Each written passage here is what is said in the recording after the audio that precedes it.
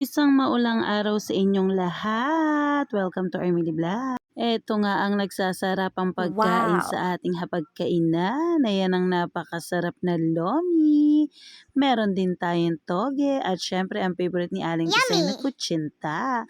Kain po tayo. Thank you Lord sa food. Pinatry ko nga kay Kuya Tisoy at kay Aling Tisay pero si Aling Tisay ang mas nagustuhan ng lasa.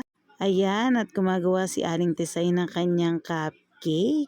Meron daw siyang pagbibigyan. O diba, nagsasanay na ata mag-bake ang bebe love ko. Ang galing-galing naman ng mag-put ng icing sa cupcake. Sige lang anak, kaya mo yan. I-push mo ng bonggang-bongga. O diba, tuwan-tuwa ang bebe love ko. At ayan, lalagyan na daw niya ng dredges para may design ang kanyang cupcake. So, yung isa iniwan na plain para kay kuya. Silang dalawa kasi hindi mahilig sa icing. Pero yung plain na ganyan, yan mga gustong-gusto nilang kinakain, lalo na pag bagong luto. Ito na ang finished Wow! product. Gumagawa naman ng greeting card ang Bebe Love ko. Sulat na panuto na may 2 hanggang 4 na hakbang nito. Una, pangalawa, ilagay ang kanang kamay sa kaliwang dibdib.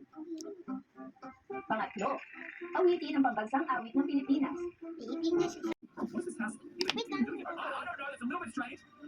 Ayan, si Bunso naman na nagsasagot ng kanyang activity sa school. Eto nga pala ang cupcake na ibibigay natin kay Ninang at kay Tita Lynn. Sabay po pala sila ng birthday. Pero unfortunately, hindi tayo nakapagregalo sa mismong birthday nila.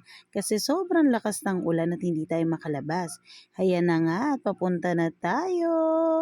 Ayan, grabe ang daan dito, 'di ba? Medyo tila-tila na ang ulan niyan at wala na ring ambon. Ayan, idinikit na natin ang greeting card ng dalawang kiddo. Belated happy birthday, Ninang and Tita Lynn. Thank you for watching guys. Ingat kayo palagi. Good night.